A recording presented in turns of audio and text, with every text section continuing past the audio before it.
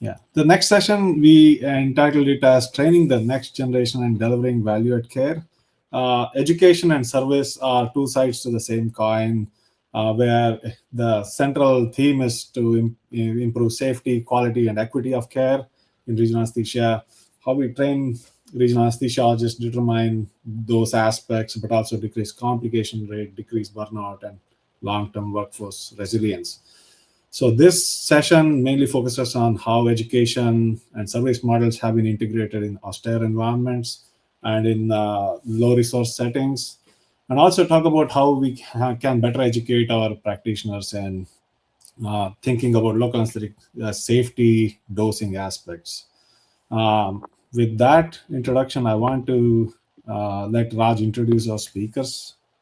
All right. We have, three esteemed colleagues here, and I'm excited to have you guys all here. Steve, Swetha, and Lucia, thank you so much for joining us. You're going to be talking about global health. I think you guys have, I don't know who's starting and which slide deck we're starting with, so just guide me through and I'll put it up on the screen. Steve, I think you're muted. I'll be starting. Okay, so let me put yours up there and go for it. Go ahead and get started. All right, well, thank you so much again for the opportunity to participate in World Day of Regional Anesthesia and Pain Medicine. I'm Stephen Haskins, regional anesthesiologist at Hospital for Special Surgery, also a big advocate for point-of-care ultrasound. I also serve on the ASRA Board of Directors, and last year, participated with some colleagues at Weill Cornell and HSS speaking about the role of gastric ultrasound, particularly given GLP-1 receptor agonists. I think it was well received. They asked us to participate again as an organization. And, I was thinking about, what should we talk about? And, it's World Day for Regional Anesthesia. Let's talk about the people who are bringing regional anesthesia to the world. I'm very fortunate to have some incredibly impressive and talented colleagues doing important work, helping to lead the charge when it comes to spreading regional anesthesia, pain medicine, and POCUS globally, and specifically to areas that historically have not had access to resources, education, equipment. And so they go out into the world, and the goal is not to just go there and do a bunch of blocks and help with some surgery, but instead to train the local teams to become experts and become self-sufficient in both regional anesthesia and POCUS. And so if we go to the next slide, I'm going to introduce my two colleagues. The first is Dr. Swetha Pakala. She is a clinical assistant professor. She did her regional anesthesia and acute pain medicine fellowship training at HSS. And in 2011, so 15 years ago, she helped to found the Department of Anesthesia Global Health Initiative. And that has allowed us as an organization, through her leadership, to help expand regional anesthesia around the world: Vietnam, East and West Africa, India, and this is not just the anesthesia department. She's actually developed a multidisciplinary approach to this global health outreach program, and therefore, it's something that is comprehensive in terms of musculoskeletal care. She also was a founding member and former chair of the ASRA Global Health SIG. So very fortunate to have her. Next slide. Dr. Lucia Lee, local New Yorker, also clinical assistant professor of anesthesia, did her regional anesthesia and acute pain medicine fellowship also at HSS a little bit more recently. But Swetha has been such a powerful advocate for regional anesthesia pain medicine, and Lucia came along and helped to develop a similar sort of POCUS curriculum to help supplement and augment the experience that they're providing in these resource limited settings, specifically in Hyderabad, India. So very fortunate to have them share their experience with us all today, and I just want to make sure that take a moment to say thank you, obviously, to our speakers, the department that continues to support this work, and our involvement in this World Day.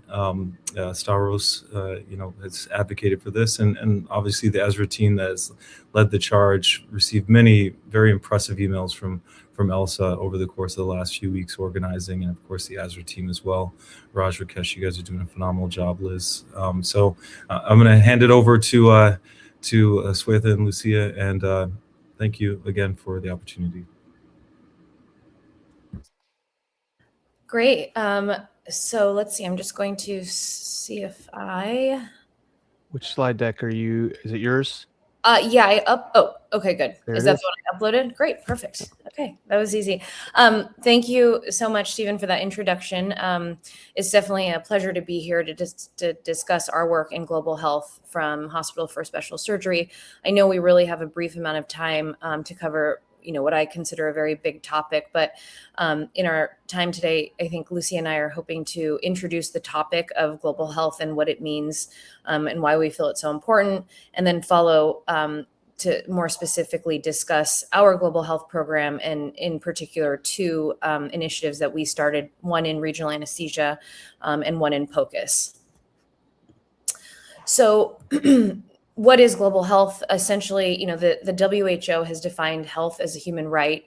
And it's this notion that health should really transcend national boundaries, that it's a global right for all humans. But of course, that's not really what the reality ends up being.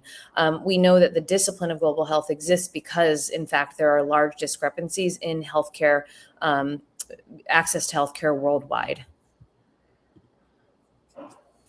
So global health efforts have traditionally focused on communicable diseases, things you hear about like tuberculosis, malaria, HIV.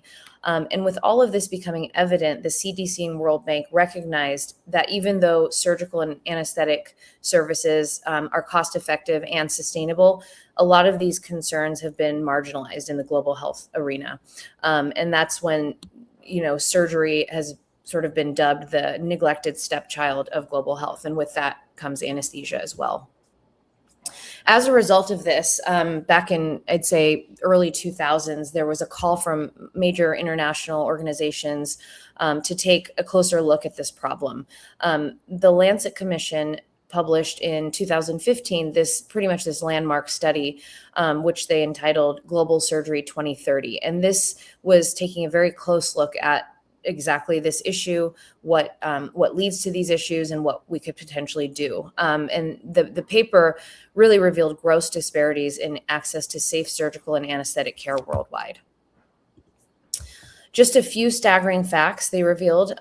We see that 5 billion people worldwide do not have access to quality surgery or anesthesia care.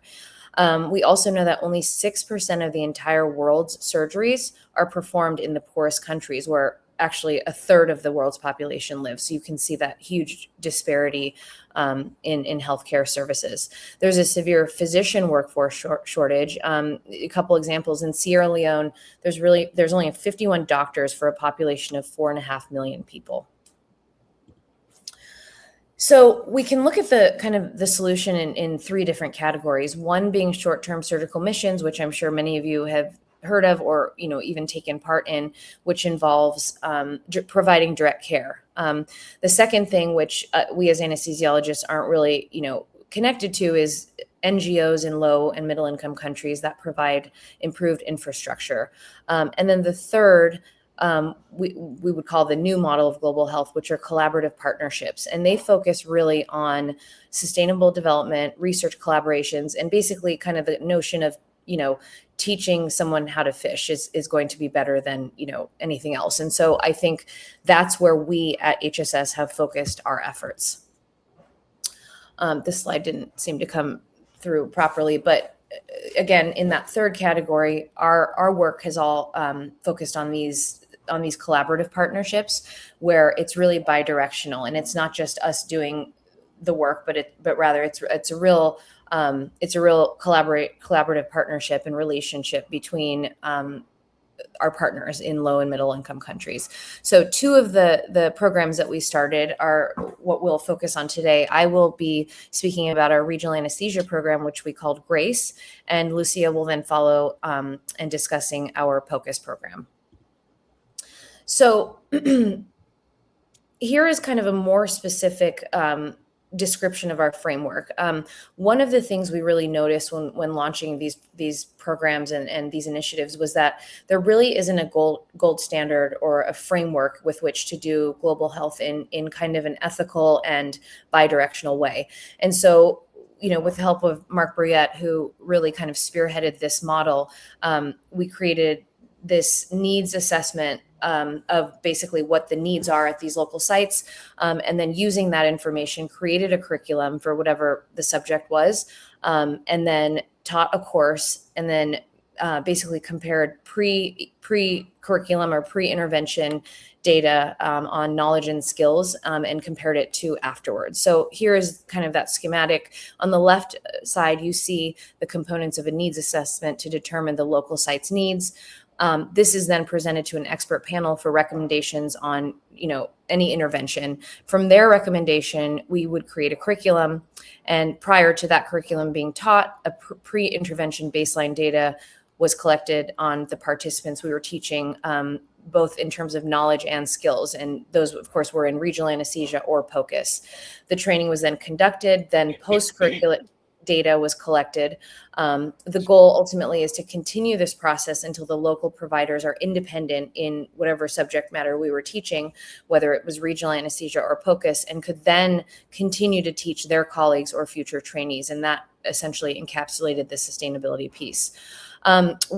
We first launched this at our site in Ghana, in Kumasi, Ghana, and the process we found took from around 4 to 5 years of kind of going through this process until they became independent in the skills of regional anesthesia.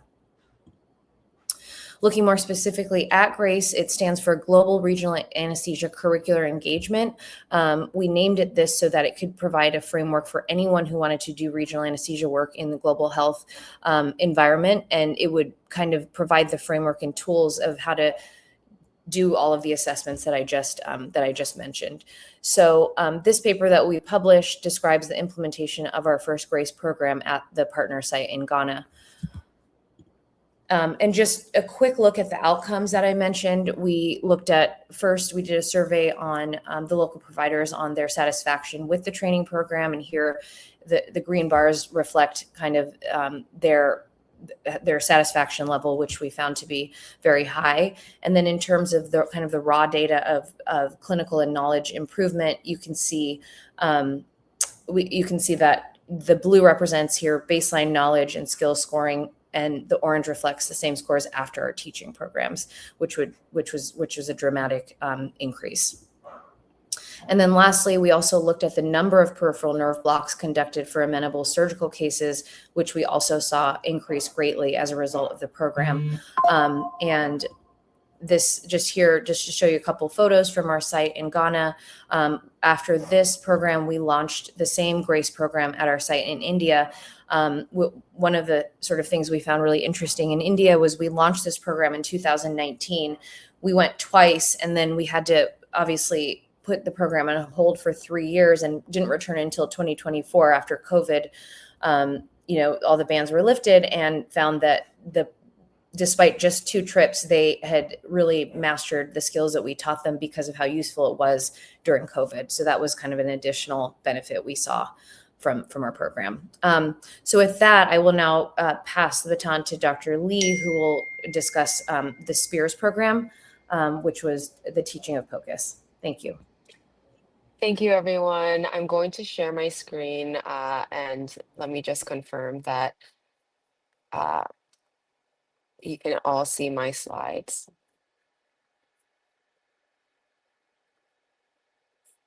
Can you see my slides? Yeah, Can I we get a can see them. confirmation that you can Yes. see my slides? Yep, we can see them. Go for it.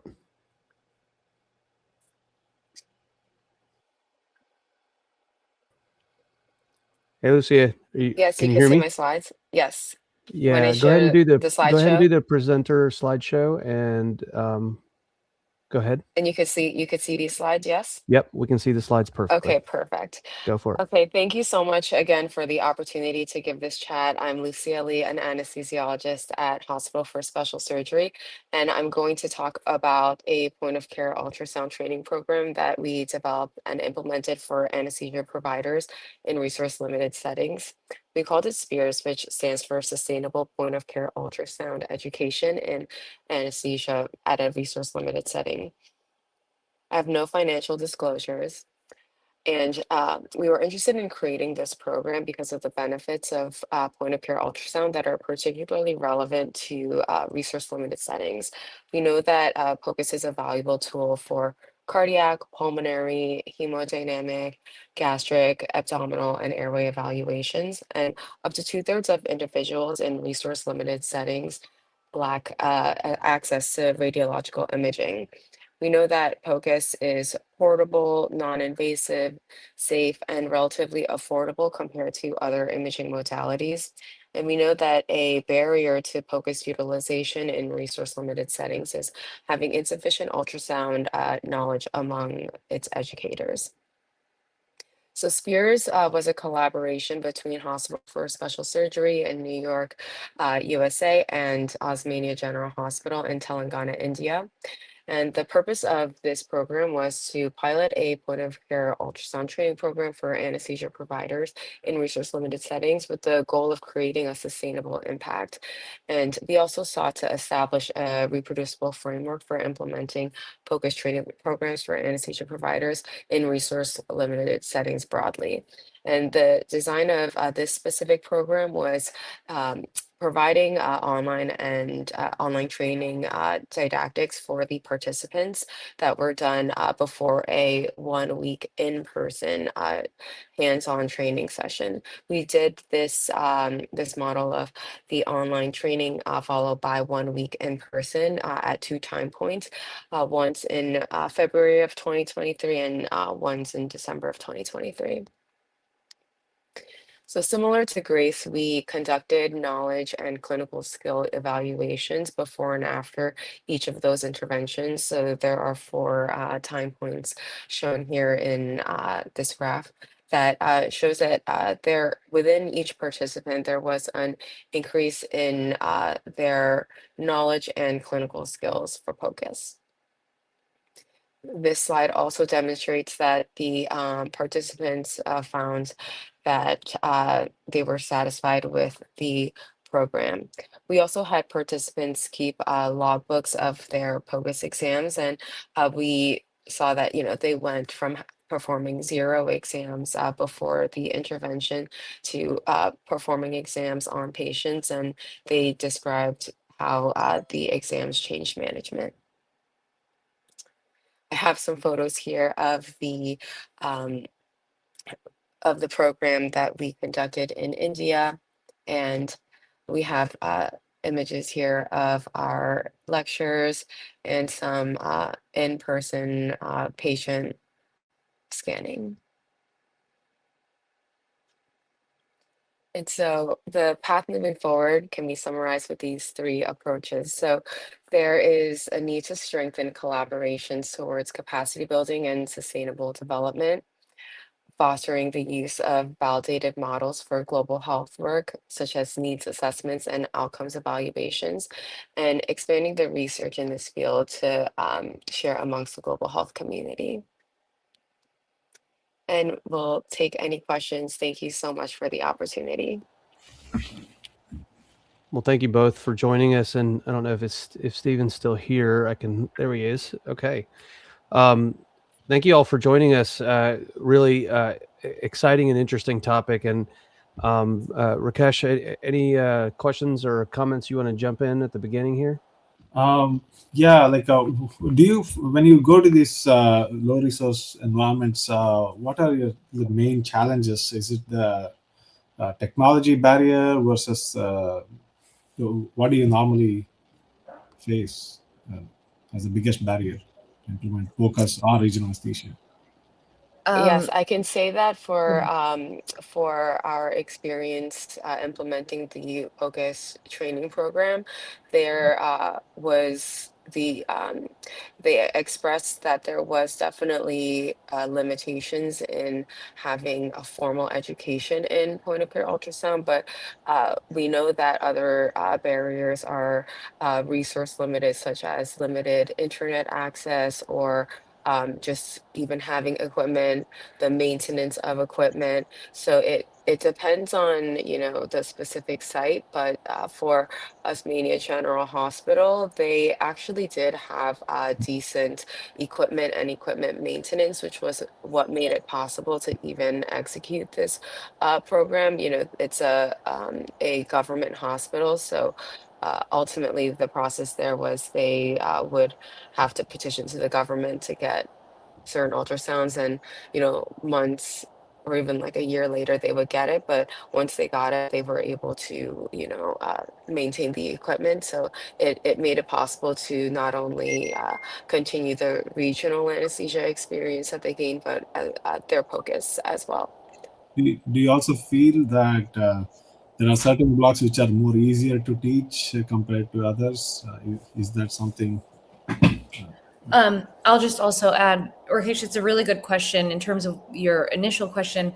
One of the things this model kind of tried to, control for or take into account was exactly what you asked, which are limitations in these settings. Because you can imagine, one of the reasons we're teaching is because it's such a low resource setting.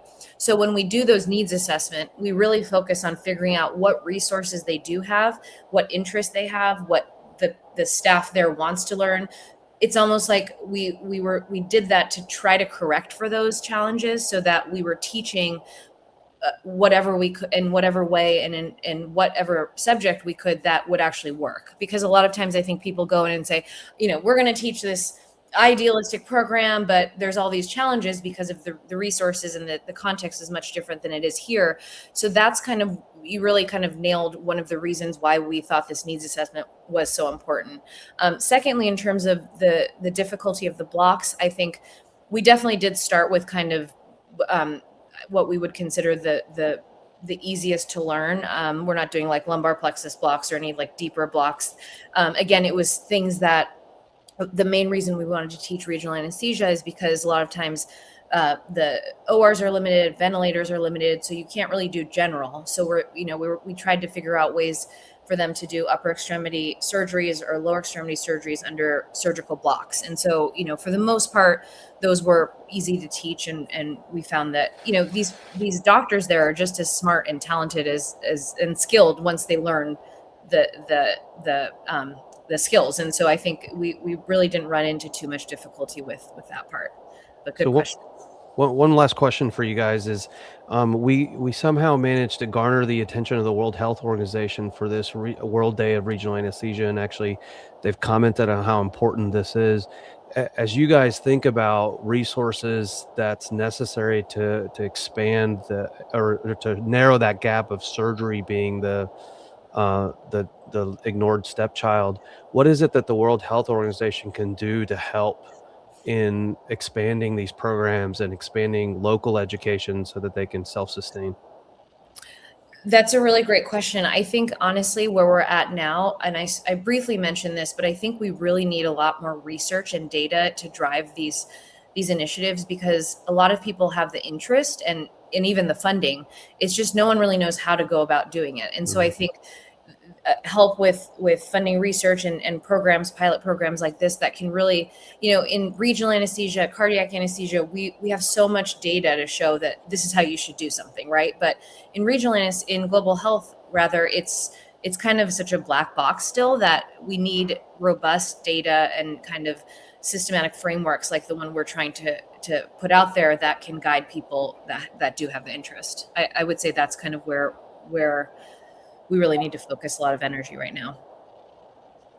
Well, thank you all for joining us on this World Day of Regional Anesthesia. I think global health is, as Stephen said, the most apropos topic for this World Day, and for all the efforts that you guys put in expanding regional anesthesia, POCUS, and better patient care around the world. We really appreciate having you guys here.